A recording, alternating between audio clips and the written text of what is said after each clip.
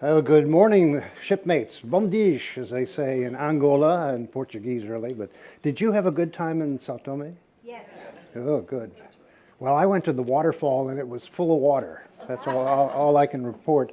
And but we're going to go to the neighboring country, which was also a Portuguese territory for 500 years or so. But as you can see in this picture, we're sort of going to what is new, modern Africa. And Sao Tome itself was looking rather tired. I've been there a number of times over many years, and they still haven't fixed the road since I was here last. And it's a study in colonial neglect and lack of commerce. But Angola, in contrast, which has had let's say, a difficult recent history with a civil war and a lot of destruction, has suddenly boomed because of the oil industry. And so now it's looking more and more like Shanghai every day. But I'm going to show you just some of the history and background, and then the reasons why it is what we will see. Well, first of all, again, Africa is so big. And, there is a publication called Africa is a Country, which I subscribe to, which is trying to make a pan-African sense of unity, which is, of course, very difficult considering how big it is, and the difference between South Africa to Egypt to Morocco to Angola is so great that it's almost impossible to even get a consensus for many things, even though the African Union and other representatives have tried to make a stronger political union out of Africa, but it's only happens in a few places. And I found this illustration just to show you how big it is with the landmass of the United States, China, India, Europe, fitting neatly into the African size. And you can see the UK is about the size of Madagascar. So the scale of Africa is something you just have to comprehend by particularly traveling and seeing how far everything is. Well, we are sailing right down the coast here down to Angola, but the primary feature in this part of Africa is the great Congo basin and the second largest rainforest tropical belt in the world. And it's much beleaguered around its edges, but you can see the heart of it is very deep and green. And like the Amazon, it's a whole river network with hundreds of rivers and channels. And because of rapids and blockages in the depth of the river, there's no navigation except locally. And so this is one reason why this part of Africa was either impenetrable or undevelopable, because you couldn't transport goods and people through this area. So it's vast, though it has its outlet right here just north of Angola, but it comes from the lakes of Tanganyika, Malawi, and all this, and there are a number of different rivers, though, and a number of different countries. Angola does have drainage in its north to the Great Congo, but the other basin is very far and wide with a number of different countries, and particularly the Republic of the Congo right here with Brazzaville, and then the Democratic Republic of Congo with its capital Kinshasa. That's the only two countries that have their capitals facing each other on the other side of the river. So there's a little thing for the trivia today. And as I said, there are all these rapids. See, these little slash marks are the end of navigation. But there's no way to go the whole way. It would take a month or more on a boat to go through it. If you've been to the Amazon, you can appreciate how big these kind of river systems are or how difficult it is to get around. The other problem with this whole region is extensive deforestation. And so like the Amazon, there are programs to try to stop the illegal timbering or manage it or replant it. But that's one of the major sources of income for the people in the governments, especially around here. But it's, again, a problem for the world community because, like the Amazon, this is where carbon is sequestered and oxygen is given off. And so more deforestation means the whole area gets more deforested and drier and becomes savanna. Like the edges of the Amazon have the same problem. They were once a lush forest. Now they slowly turn into a desert. And the soil is not good for agriculture anyway. Well, here's some of the rapids down at Livingston Rapids is the English name for them. And you can see the river is big and very shallow. That's why only local boats can get through, no steam traffic further up the river by the capitals, Kinshasa and Brazzaville, you do have river transport, or often local boats that are loaded with hundreds of people, and they're off to market and to their homes up in the inland. But this is the news of recent in the Inga Dam project down on the by Livingston Falls near the ocean. They're planning to build a whole series of more dams like this to, again, have a passage and maybe some locks. That's the natural river. This is a reservoir made that way. That may open up more stretches to navigation, development, for good and for bad for the area. But here is the Angola. And you see it borders on the Congo up here. It has its own other province called Cabinda, which is in the Angolan Civil War declared its independence, but now it's back under the national government. Down here is Namibia. We will be going from Luanda here down to Namibe, and that's where we go off into the north end of the Namibian desert. Some of us are going to take a hike there, if we have enough champagne on the way. But anyway, here's just a simpler map of Angola. Here you go, Luanda, the major capital. You see there's a coastal plain, but the rest of Angola is highlands and savanna. There is some tropical jungle in the north end of it, but the country has about 38 million people as of the recent count estimate. But 50% of them live around Luanda. So there's a great interior that has some peoples, but almost all the industry, the cities, and the population are in the capital and around the coast where these harbors are. So this topographical map just shows you how high the central plateau is. Now, Luanda's right there. But then there's this 2,000 meter high bluff that is a drainage going down into Namibia and then up into the Congo. So that's a nearby, not so high peaks, but it's a very rugged country, and for centuries people tried to get through there, but you actually have to go on the river valleys to get anywhere, because you can see the cliffs that are right at Benguela, north of Luanda, are part of a geological sedimentary uplift. So you have these fantastic formations and colorful rocks. Not easy on your ankles, though, if you want to go hiking there. So this looks like my my home state of New Mexico to me. But it's even stranger. These kind of rocks that were carved by, we're not sure, water erosion, but there were no glaciation or anything like that in geological memory. But it's sort of a fantasy land, again, like other parts of the world. But you can see the roads are simple and the interior is vast. By the way, the country of Angola is twice the size of France and twice the size of New Mexico. I'm sorry, Texas. That's another country nearby. And so, but it has a lot of water, some lush areas. So this is what you could do if you had a full month in Angola. You could go out in jeeps and go visit all these natural wonders.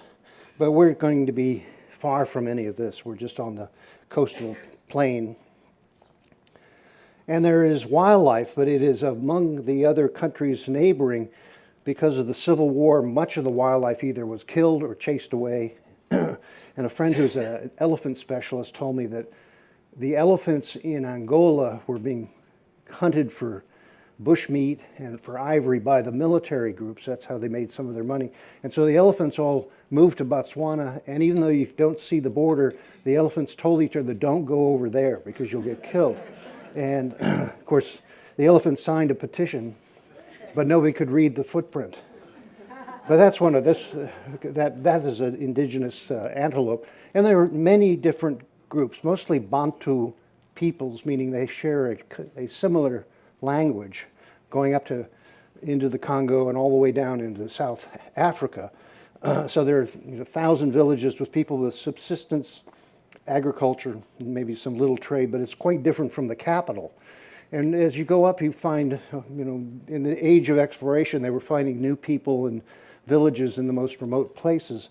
But now Africa is developing so much, and particularly with this new World Bank $300 billion dam project, there's going to be more money into the more remote areas to build hydroelectric plants like this one, which is up northeastern Angola.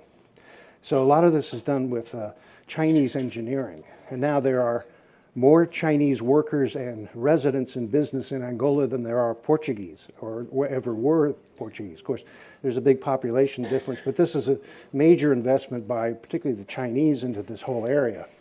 Well, in the olden days, when you came down here, you were faced with a shore, a rugged shore. There's the entrance to the Congo. You have all these rapids, and it was impassable. So the port of Luanda was the one place that was actually a deep anchorage and an easy entrance to the harbor, and that's why it became the major city and capital of Angola. But when the Europeans first came, they did run across these various people who had unified states going back into 1,000 or 2,000 years ago. Most famously, the great Zimbabwe Empire with the massive fortifications and terraces and an urban culture, which is now ruins. Congo, where we are, and all these other Sahel and other kingdoms in the north. So this was very well inhabited and known to the local people, but when the Europeans came, they would go up rivers and try to find ways and looking for gold, well, later the slave trade was centered in Luanda and up on the Gold Coast, usually by the coastal people trading for slaves from conquered people on the interior. So you've heard the stories of Kente and others who were captured in the the back country and then brought in and then sold in the ports of Luanda and the other ones up and down the coast. But there was a lot of resistance and a lot of fighting between the different kingdoms. So back in the days when there were no rapid transportation, you were in a canoe or you were hiking over mountains. So these places were fairly isolated in the vast land of it. And in the earlier years, there were a few portraits taken of some of the leaders. This is King Mwende of Angola, of the Kingdom of Congo, it was called. And here's a particularly handsome portrait of King Jean, Roi de Congo. And so this was, let's say, fed the fantasies of Europeans that there was a whole civilization, people and languages we knew little about. And of course, the contact changed all of that. I mentioned Queen Nzinga the other day. I found the picture, though, of her sitting on her servant so she could be eye to eye with the Portuguese governor. And she lived a long life and kept her kingdom intact versus the Portuguese who stayed on the coast, and she ruled the interior and is a national hero of Angola, and her statue or image are particularly around Luanda. And then it became an opera. A friend of mine wrote a musical opera about Queen Nzinga, which was premiered in New York a number of years ago. And it was a dramatic biography of her life. At that time, there was a lot of fighting between the different peoples in the interior, and then the Portuguese and the French and the British, Germans, everybody came in and had a piece of Africa over time. But meanwhile, the ethnic groups pretty much have stayed intact. So if you're back on one river and up one mountain, you still have your ancient language. The overlaying of European languages became a patois, common trading language in particular. So even in Sao Tome or Angola, that people speak 3 or 4 languages, but when they want to talk across the country, they will use Portuguese in Angola. I met a fellow who spoke good French yesterday in Sao Tome. So you learn the European language so you can travel around in Africa. And it may be rudimentary literacy, but it's very important to unify or do trade across these vast distances. So this is Yombe people, that woman I just showed, which were famous for carving these ivory fertility tokens, which would be held by the women in childbirth. And so this was a maternal custom where the proper spirit and the health would be induced by having these quite fantastic carvings. A lot of them were collected in our museums around the world, but they still make them, and sort of an example of the matriarchal nature of many African peoples. Now, some, depending on, generally it's hard to make a broad generalization, but some have polygamy, polyandry, so a man has a few wives, a woman has a few husbands, and they get along somehow. But it reminds me of the story of the woman is angry because the man came back. He went out, instead of working in the field, he went drinking, and he comes home drunk. And so she starts saying, "You no good man, and you take a beating that you deserve." And the man says, and he jumps under the bed. And the woman says, "You come out from under the bed and get the beating that you earned." And the man said, "Listen, woman, I'm the man of the house, and I will not come out from under the bed and get the beating that I deserve." Well, pardon? Without what? At the end? What did you say at the end? Without? And get the beating that he deserves. Oh, that he deserves. So he asserts his leadership by hiding from his wife. We've never done anything like that, have we? Well, anyway, then came the Portuguese. And this is King Zhao with his entourage being presented with the slaves from Africa. Now, the Portuguese started the European slave trade, but it was nothing new. There had been slavery throughout history and all over the world, and continues somewhat this day.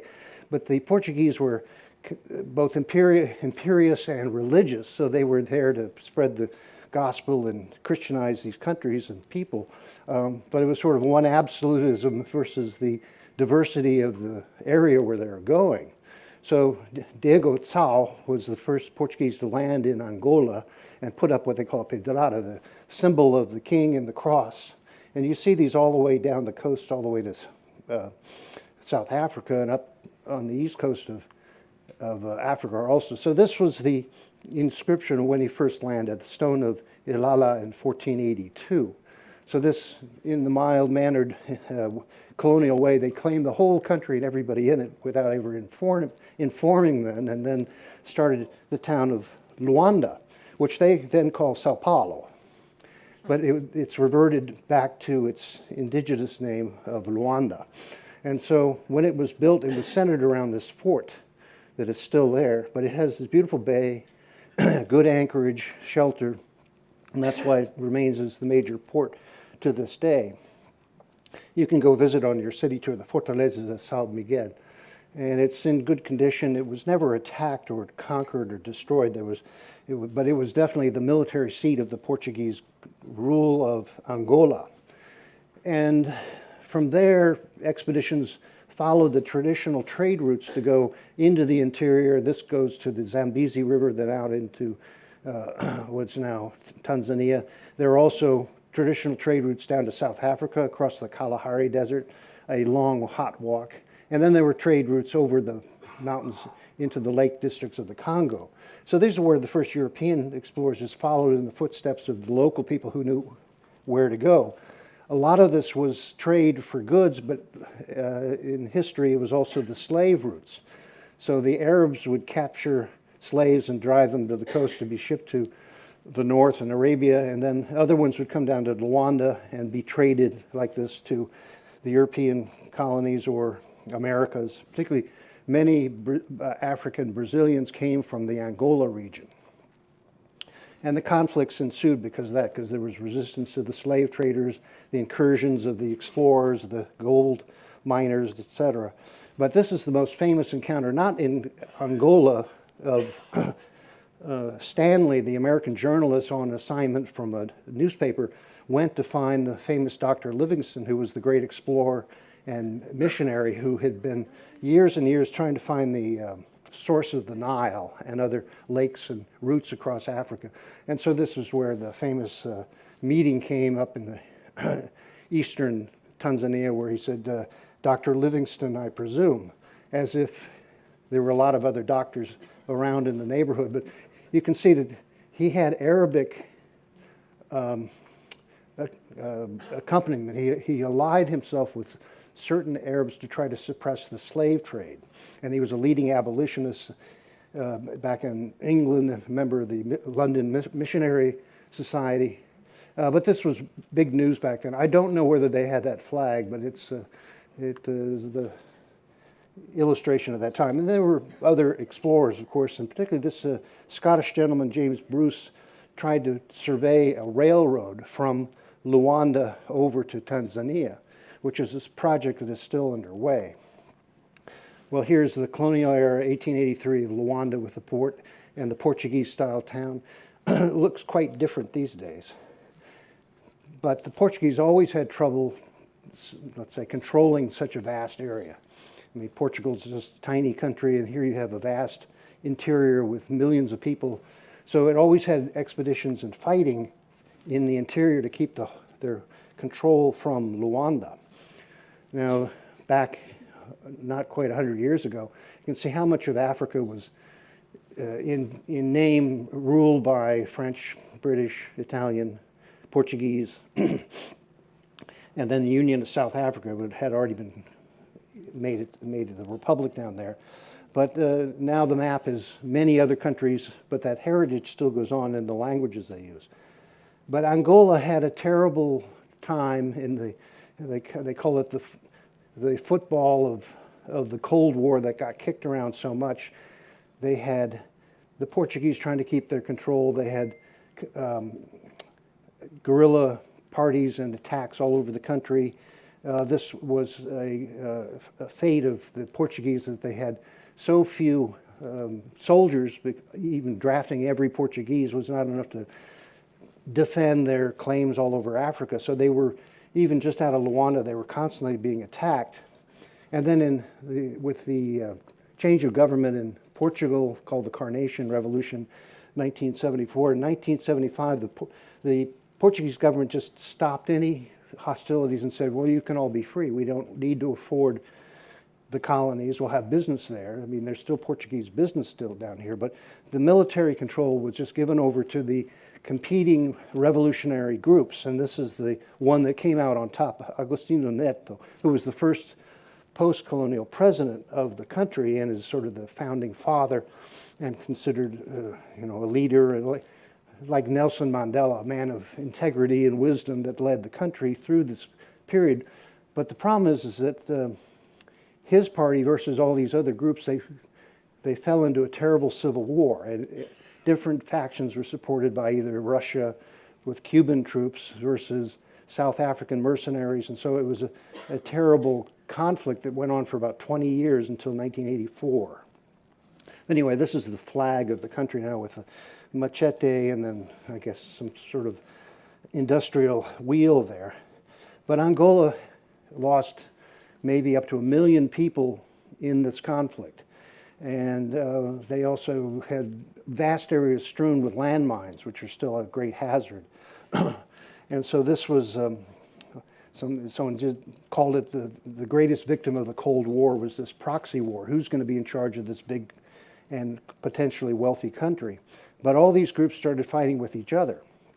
And it took quite a few years of almost like exhaustion before it was all over.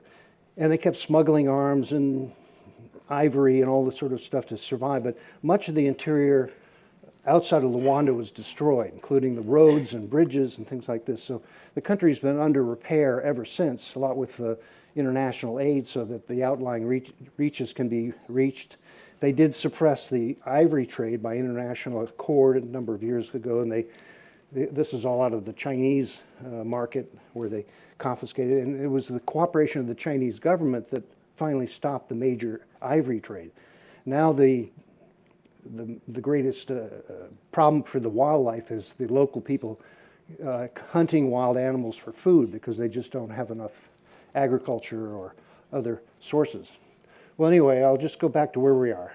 Luanda, there are these reserves and mountain areas. Lobito, that's another major port.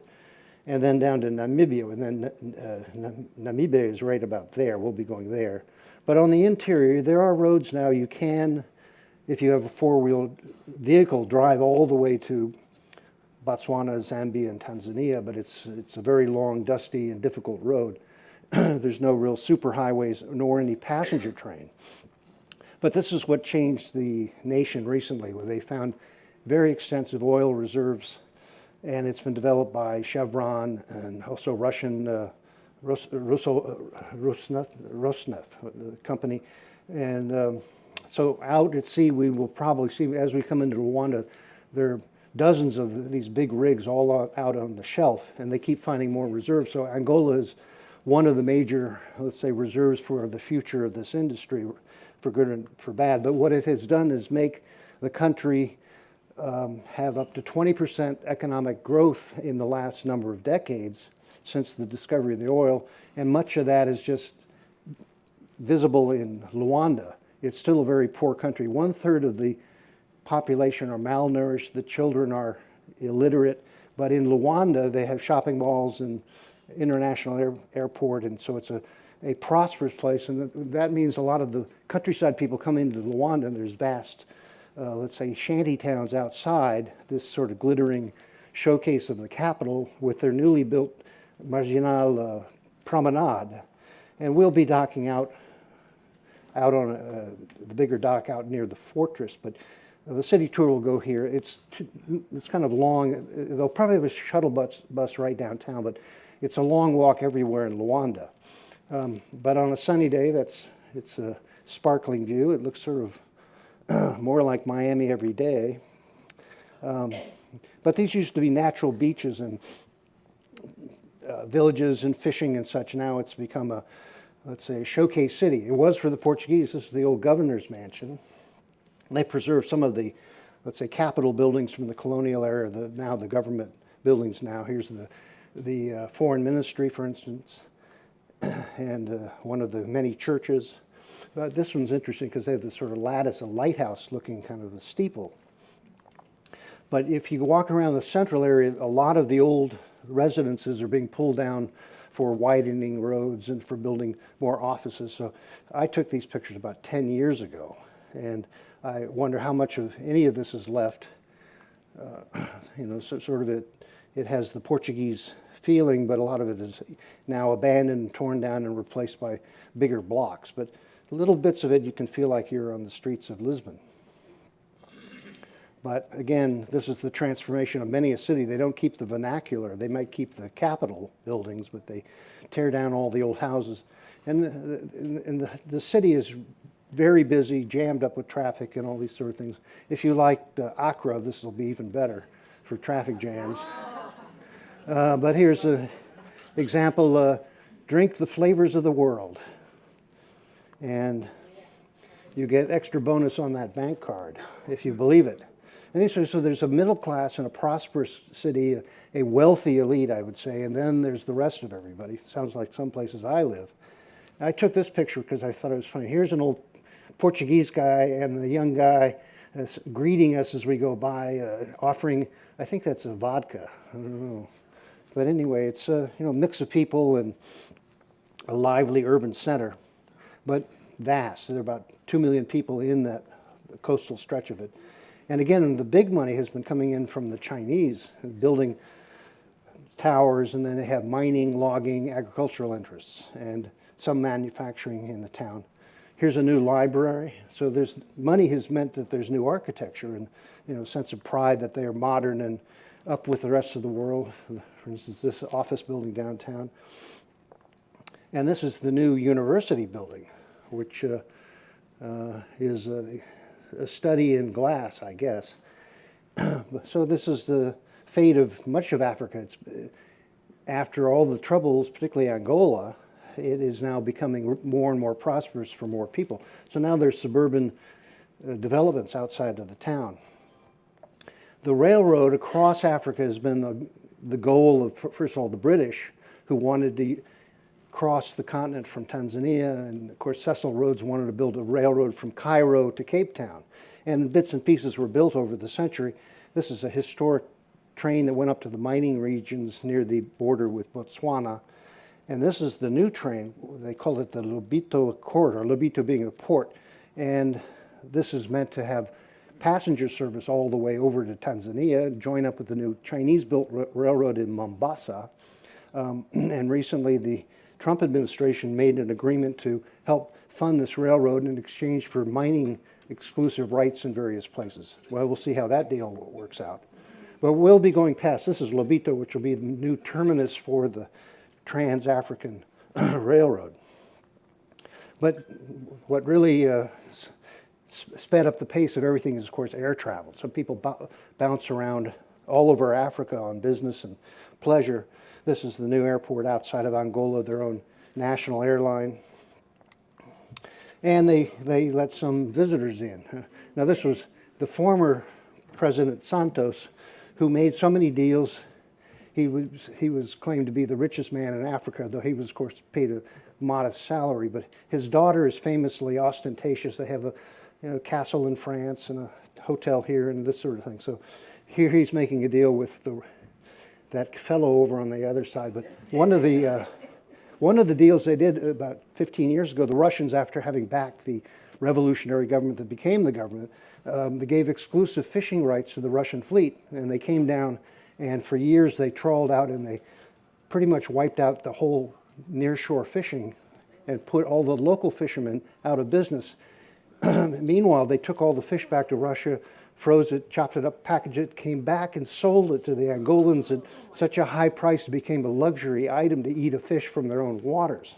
So that's the kind of neo-colonialism that is the bane of many an African country. Meanwhile, you'll undoubtedly see this on your city tour. It looks like some sort of a missile, but it's actually the monument to President Neto. And in sort of a North Korean style, he made a modest mausoleum for himself, which is pretty daunting, and he is well preserved, like Lenin and Mao and a few other great leaders who got pickled. But anyway, that's an example of their national pride. But I'll just briefly touch on these issues, particularly ethnicity versus nationality, because there's so many ethnic groups that don't like each other. The borders were made by the colonial powers. They're often a group on one side and on the other, a minority in their land where another ethnic group has the political control. So this constantly creates problems all over Africa. Language is part of that. They don't share language other than the European one. Christianity versus Islam versus animist. And one writer said these foreign religions came into Africa with Muhammad, Jesus, and replaced all of their own local gods and their moral traditions.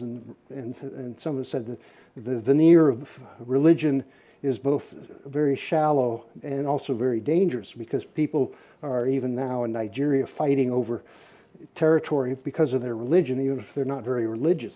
But anyway, disease, population equations being some places are deserted, others are overpopulated, and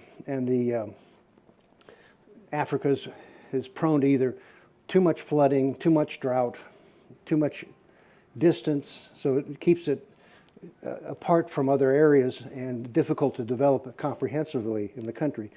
And I mentioned the women and their traditions just before, but the question of who owns the land is a very important one, because foreign companies will come up and say, well, we now bought this from your capital and your leadership, but the people have never understood why anybody would own their land. And so they get displaced in their own homes and often driven out for dams, mining, deforestation. So it's still a very big problem. And then international aid is, it's a difficult question, because so much money was loaned to many African countries that over the decades, the countries have had to pay more interest than the amount of the loan. And so it's sort of strapped many places in a debt crisis. And it still goes on with the World Bank. But the worst problem is environmental change, the deforestation, the climate change, sea level rise. These things are very much apparent in many parts of Africa. The last thing is about leadership and the competent, but above all, honest administration of the economy and the government is always a problem, because Africa has had a tradition of a chief or king who had absolute authority. And so now they have to wait for the voters to decide, and the elections to be monitored, and the international press and other people interested makes the leadership put under a spotlight, and they can't just do what they want. But time and time again, they keep having coup d'etat, military control, return to some sort of parliamentary process, but it's always difficult because the leadership is often undermined or incompetent or corrupt. And some countries do better than others. I mean, South Africa is sort of the prime example, and we'll see about that and talk about that as we get there. But the other problem is just the relentless population growth. So every generation or two, most countries and cities double in size. And the fertility of the continent means that there's average birth per woman is up to 6 or 10 in these areas that are like the Congo here. And so that's where women's health and access to contraceptives, all of this is a very big issue, particularly with the religious authorities. But otherwise, all the progress that is made over the time is often gobbled up by just having to feed so many more people or employ them. So even in, this is a picture I took in Luanda, these guys, unemployed guys living in a construction shed waiting to get called for a construction job. And so this is where, like many parts of the world, immigrants come in and fulfill the jobs that the locals no longer do because they're too prosperous. But there's still civil wars, famine, lack of medicine, all these things mean that there's a high childhood mortality rate and all the troubles that we read about. But there's also a sense of pride of being independent and having some, let's say, value to their culture. And so particularly some of the young are going back to the animist ways, the dances, the music, and fashion.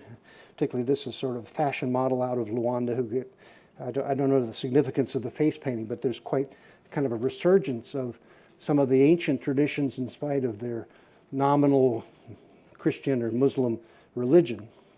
And I point to, I've been reading this book by Wangari Maathai, who was a Kenyan who studied to be a biologist, became a professor in the University of Nairobi, and then she started what's called the Green Belt movement to plant rows of trees all through Kenya and Tanzania and then around Africa to try to stop the advance of the desert and secure water. And so she mobilized particularly women in the villages to go out on their volunteer basis and plant trees. And this has been a major help for the preserving the environment in the far countryside.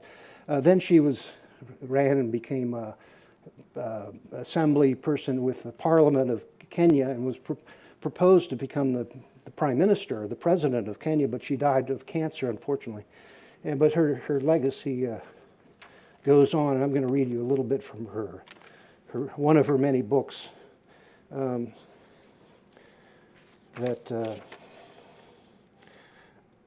the struggle to preserve what they have and hold close to them is one that all Africans and all peoples should engage in. Without the mirror of the natural world we present to us, we no longer see ourselves without that natural mirror, and we will forget who we are.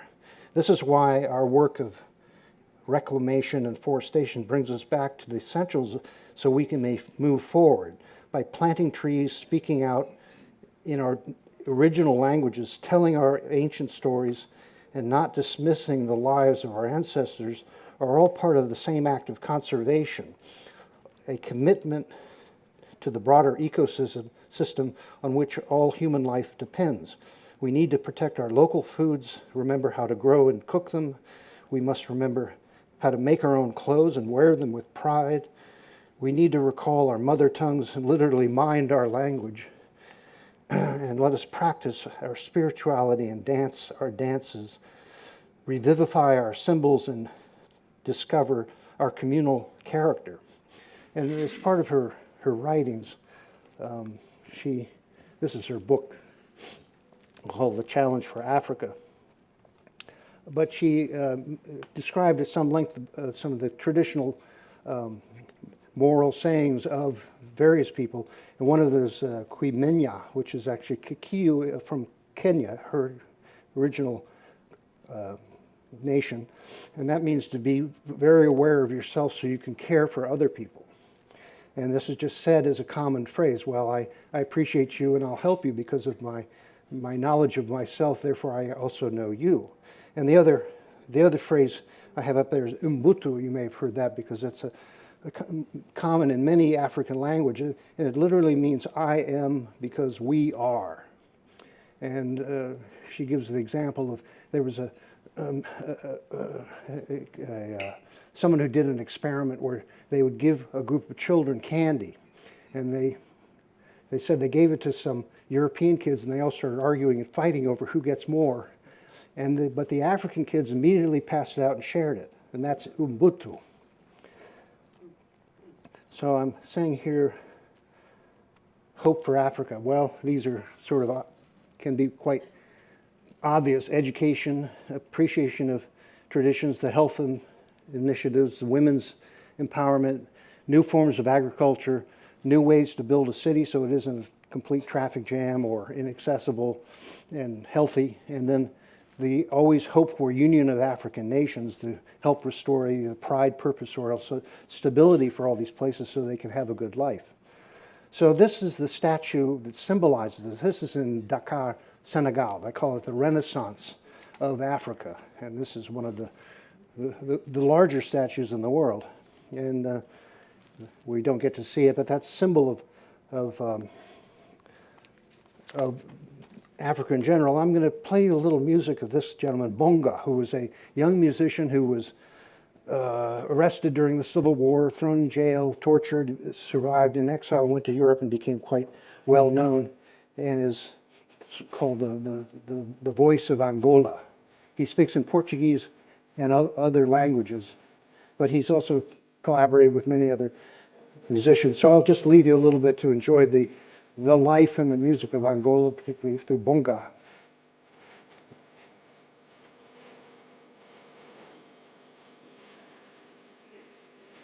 It sounds somewhat Brazilian, but then many of the qualities of Brazilian music were brought from Angola. And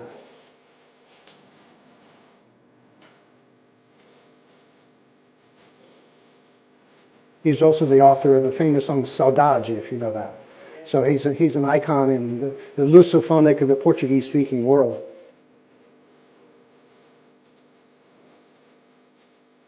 So with that, I welcome you to Angola. I hope you have a great brief time here, and thank you very much for attending. Bon voyage.